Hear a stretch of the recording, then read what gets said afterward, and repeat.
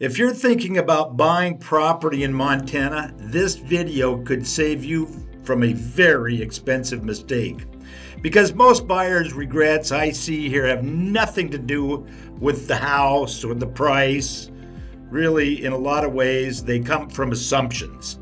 People fall in love with the land, the views, the lifestyle, but they don't realize that access, water rights, zoning, internet, winter conditions, and even insurance work very differently in Montana than most states. I've watched buyers close on what looked like perfect property, only to find out the road isn't maintained, the well isn't reliable, the internet doesn't exist, or winter makes the place almost unbearable for months and unusable. And these aren't small surprises. They're the kind that cost tens of thousands of dollars or make people move, force them out. So in this video, I'm going to walk you through the most common mistakes buyers make when purchasing property in Montana, and more importantly, how to avoid them before you ever make an offer. If Montana is on your radar, you want to watch this all the way through. I'm Craig Siphers with Siphers Family Real Estate at Exit Realty, Bitterroot Valley South. I work with my daughter, Erica, and we'll tell you more about us as soon as we get into the video. Here we go.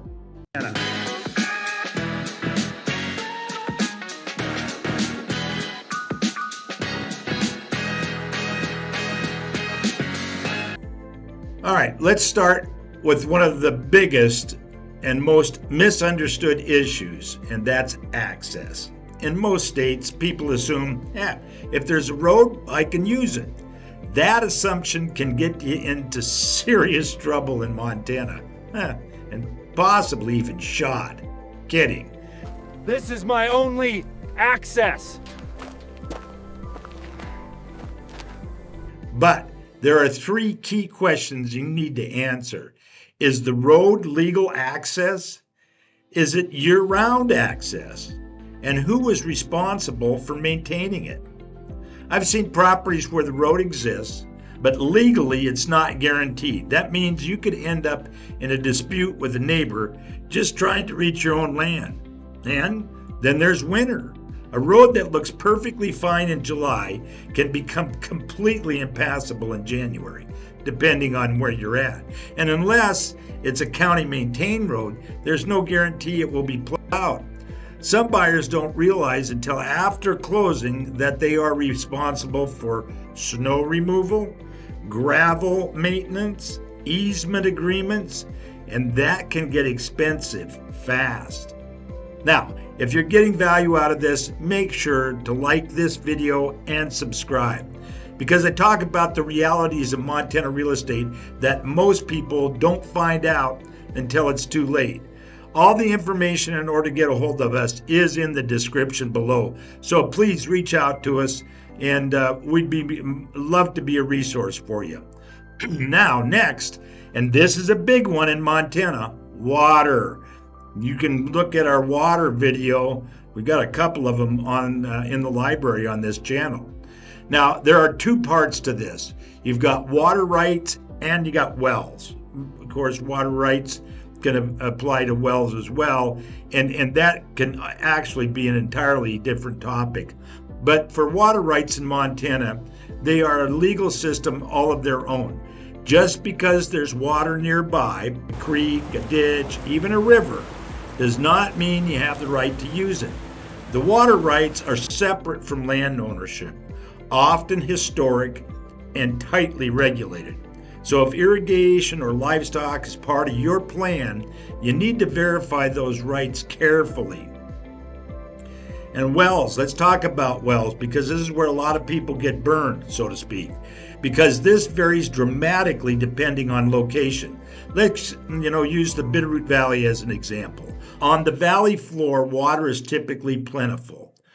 Wells are often relatively shallow and production is usually strong. Now, up on the shoulders of the valley, whether on the Bitterroot side or the Sapphire side, wells can be much deeper, much more expensive and sometimes low producing in aquifers of fractured granite or volcanic ash. Now, I've seen situations where a buyer assumed a well would be simple and ended up drilling deeper and deeper and deeper, spending tens of thousands more than expected and still not getting great production. So here's what you need to know.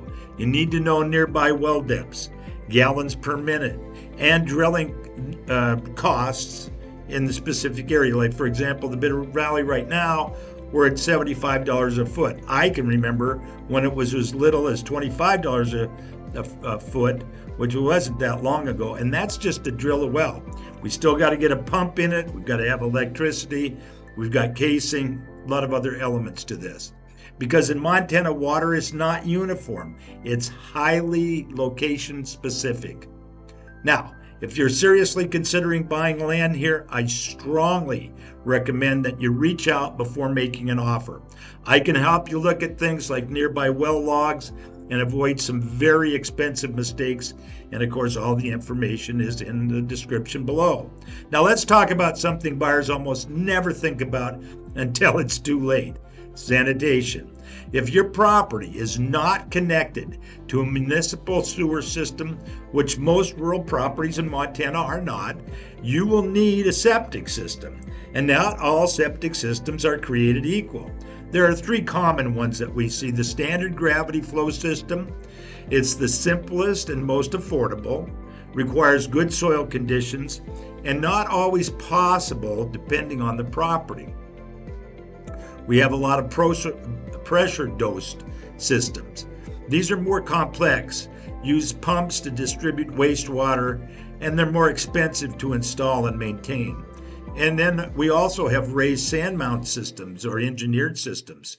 And these are used when the soil conditions are poor and there's high groundwater, or they're significantly more expensive, and they're very visible on the property. And we'll try to get a look at one here. Here you go. Here's an example.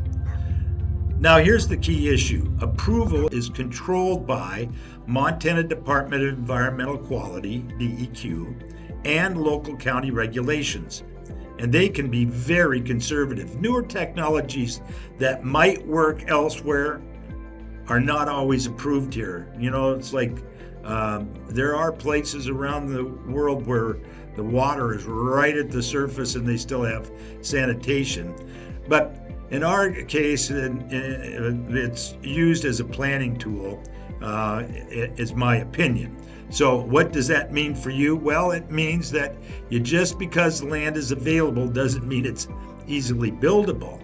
And if a property cannot support an approved septic system, you may not be able to build at all. So you need to establish that in advance of making your offer, or make it a contingency to the offer. Also, be aware in some counties, like Ravalli County, if the Department of Environmental Health determines that you are in a potentially high groundwater area, you'll have to dig a 9 or 8 foot hole on the property where you want your septic tank, place a PVC pipe in the ground, and have the county monitor the water level in that pipe from March 1st through perhaps August, just to confirm where the water level is. That means if you want to build in a particular year, you may not even know if you get septic on the parcel until late August. And that's something to very definitely be aware of. So before you fall in love with a piece of land, make sure you've got a septic evaluation or soil test done, sanitation, septic approval. You don't necessarily have to have the permit.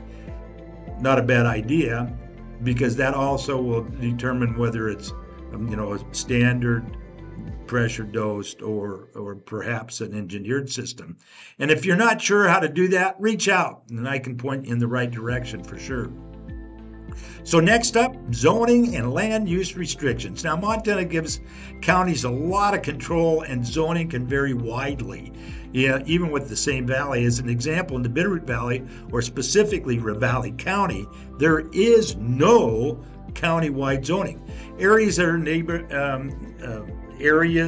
neighborhoods in the valley can create voluntary zoning districts, but otherwise it's the Wild West. And that can be a good thing for some people, but you just need to know what you're looking at.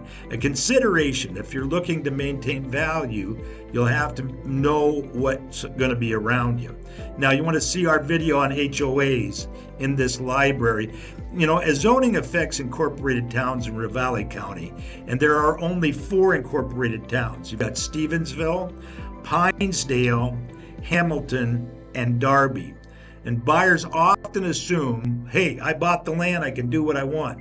Well, that's not always true. So you need to verify the zoning designations, minimum lot size, subdivision potential, building restriction, HOA or covenant rules, and maybe even if there is a deed restriction or perhaps even a voluntary zoning district. I've seen buyers purchase land thinking they could split it later, build multiple homes, or even run a business only to find out they can't.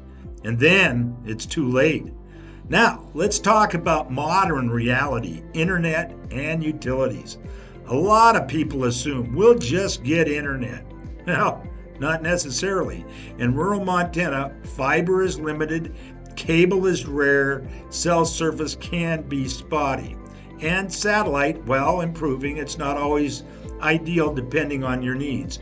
Although I will tell you, Starlink seems to be a big winner here. And there are areas that are great for it, but you just have to be aware. And this also goes for power availability, the distance to hook up, cost to bring utilities in. And I've seen the power extension costs $20,000, $50,000, even more, depending on distance and terrain. And you can always use solar or diesel generators. And I've seen some pretty cool setups on off-grid properties. Off-grid properties can be very inviting depending on your intestinal fortitude and your adventurous spirit. You know, give us a call or email us if you think you'd like to explore the off-grid opportunities in Montana. They can be very valuable, they could be a good value. Now, if you're planning to work remotely from Montana, make sure you double check your internet options before you buy. And feel free to reach out if you want help verifying coverage in a specific area. Finally, let's talk about 2 things that surprise almost everyone: winter and insurance. Winters in Montana are no joke. What feels like peaceful, secluded property in the summer can become snowbound, difficult to access, or even isolated, unless you live in the banana belt of Montana, which is the Bitterroot Valley. You know, that's a little hyperbolic, I guess, but not much of an exaggeration. In fact, this year, our daily daytime highs have been generally between 30 and 40, with plenty of days over 50. Had no snow really to speak of on the valley floor, but snow does stick through the winter, typically above 4,000 foot elevation. So you need to ask, is the road plowed? How often? By whom? And insurance, that's becoming a big deal in Montana right now. And it's very different than what a lot of people are used to. Here are the factors: wildfire risk, distance to the fire stations in rural areas particularly, and accessibility. Some properties are very expensive to insure, some are difficult to insure, and some are almost uninsurable. And this has really become a problem here in the last couple of years for sure. So here's the bottom line. Buying land in Montana is not just about the view. It's about access, water, wells, septic, zoning, utilities, and winter realities. And if you don't understand those things going on, or understand it when you're looking at property or buying, you can end up with a property that doesn't work the way you expected, or costs far more than you planned. But if you do your homework and you work with someone who understands these details, you can find incredible opportunities here. So if you're thinking about buying land in Montana and want to avoid these mistakes, hey, reach out to us. Again, all the information is in the description below, and I'm happy to help. I'm Craig Siphers, with Siphers Family Real Estate. And if you found this helpful, make sure to subscribe to the channel, because I'll be breaking down more Montana real estate insights that most buyers don't learn until it's too late. Don't be one of those. We'll see you on the next video.